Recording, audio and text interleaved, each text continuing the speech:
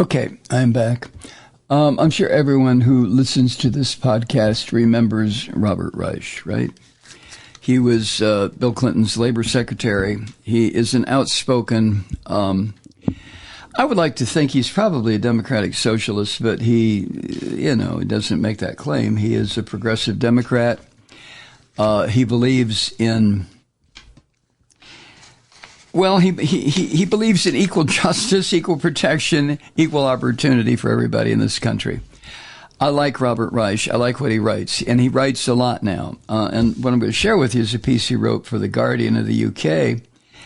And he is pointing out that the more insane and fascistic that Trump's vomitous statements become as he travels around the country, Trump, having his Nuremberg-style rallies with people who adore him, the more he goes full fascist, the more the rich, the mega rich in this country seem to want him to win.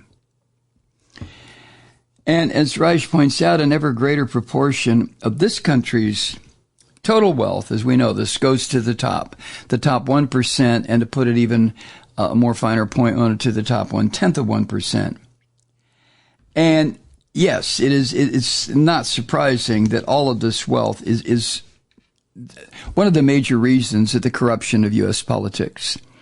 Why is it that so many people who are billionaires are fucking incipient Nazis? Every goddamn, well, not every one of them, but 95, but pick a number.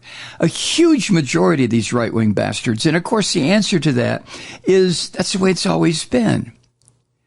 You know, the really rich don't want a democratic form of government, small d. They don't want that. They want a form of government that is a plutocracy, where the rich make the determination. And the rich, by that I mean the rich determine who the leaders of that country are going to be. Look what happened in Central America. Look what we did in Central America at the beginning of the 20th century. Study that. Read what we did. Read what we've done in South America all through the 20th century as we absolutely consciously determined that we wanted to get rid of democratically elected governments because they were, sympathetic to communism, which is horseshit. But what we really wanted, not we, not you, not me, but we, the United States, the people who run this country, they wanted a stable economy and political system within which they could exploit and exploit and exploit with the help of the Catholic Church. And by goddamn, they certainly did it, didn't they? Huh? Look at all these countries, and almost every one of them, if not every one of them, is predominantly Christian Catholic. Keep the population stupid, ignorant, poor, and having babies coming out every goddamn orifice in their bodies. Just keep it coming. It builds up the power of the Catholic Church. It builds up the workforce of the peons so that the capitalists have a very cheap form of labor. Just keep it coming. Fascism and Catholicism. Oh my God. Oh my God. Take a look at Central and South America if you doubt any of this. All right. Sorry. Getting back to Robert Reich, in the 2020 presidential election cycle, more than $14 billion, Reich reports, went to federal candidates, party committees, and super PACs. That is double the amount that was spent in 2016, when it was $7 billion. And the money that's pouring into the political system now and over this year, 2024, up to the election, is going to be much higher. Now, it is not a surprise, or it shouldn't be, that the money is not supporting U.S. democracy. Oh, yeah, right. The money is contributing to the Trumpist rise of maggot fascism. That's where the money is going. Now, Reich says there's a certain logic to this. I guess he's right. He's far smarter than I am. But the point he makes, and I think this is something you and I both know, as more and more wealth concentrates at the top of that 1/10 of 1%, the moneyed interests, the real billionaires in this country, rationally fear that Democratic majorities will take it away through higher taxes. Yeah, by higher taxes, I mean where these son of a bitches are asked to pay equal to the amount a secretary or factory worker pays, right? Or a podcaster pays. Oh, no. They don't want any of that. Also, they fear stricter regulations on everything from trade to climate change. Oh, no, we don't want that. Fuck that. You know, the climate is not going to deteriorate to the point where life on Earth is impossible for another 150 years, and I'll be long gone. Not now. No. The ultra-rich also don't want any enforcement of anti-monopoly laws. They don't want any money going to pro-union initiatives. They don't want any money going to the idea of price controls. Gouge the people for as much as you can. Grind on the son of a bitches. There's 330 million doofuses in this country. Milk them. Take it all. So they're sticking more and more of their money into these candidates who have nothing to do with democratic ideas, democracy, fairness, balance. And the orange bastard, the maggot messiah, is going full fascist these days. He's not holding anything back. You can read or hear what he says. And he's gaining the support of billionaires. They love this. This is what they want. Donald Trump, even though he is an ignorant, dumb fuck, and they know this, but they also know he will say what Stephen Miller and the rest of these little maggots around him write for him to say, this fascist bullshit. And the billionaires love it. Earlier this month on Veterans Day, remember? When the orange bastard in New Hampshire pledged to root out the communists, the Marxists, the fascists, and the radical left thugs that live like vermin within the confines of our country. If that's not a Pink Floyd lyric right off the wall album, I don't know what is. And he accused those people, those creatures that eat away at his brain, of doing anything to, quote, destroy America and destroy the American dream, end quote. Now, it should be made very clear that this illiterate son of a bitch, this ignorant bastard, was reading this off a teleprompter, which means simply that what he was saying was intentional rather than some impromptu Trump rant. And who do you suppose wrote it for him?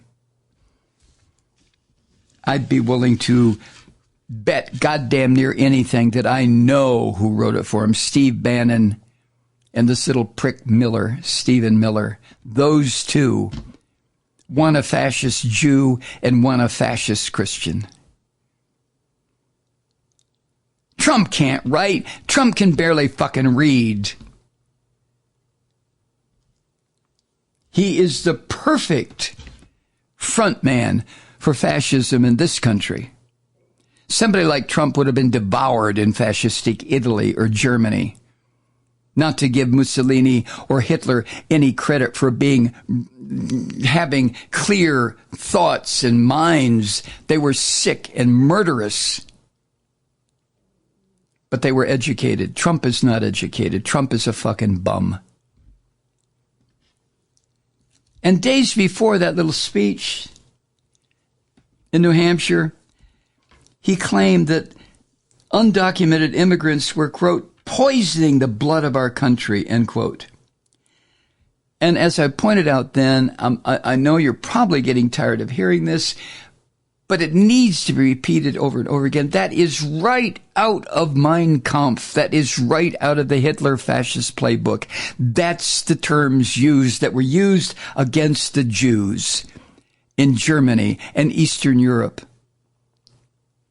in the 20s and 30s, poisoning the blood of our country.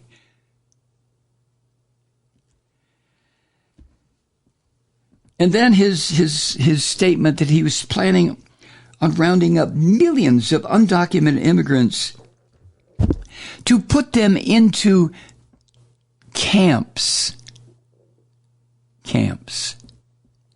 while they wait to be expelled or gassed or made sick with typhoid or what?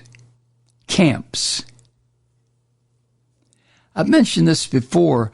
When I was very, very, very young, I have a vague memory of my mother and her siblings and their parents, my grandparents, who were Italian immigrants, talking about, and I didn't know what the term meant, concentration camps.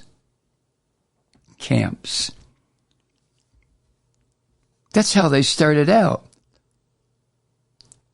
And I used to think when I was a little kid,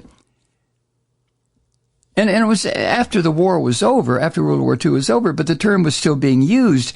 And I used to think, as any kid would, that a concentration camp was someplace where you went to camp to learn how to concentrate. What else could it be? And then years later, I started to become aware of what a concentration camp was. It was a death camp. It was an abattoir for human beings. It was a slaughterhouse. Is that what Trump has in mind? Is that what Stephen Miller or Steve Bannon have in mind? Don't kid yourself with an immediate, oh no, Malloy, no way. Poisoning the blood of our country. And this orange son of a bitch has also publicly vowed that he's going to appoint a special prosecutor to, his words, go after Joe Biden. Go after him.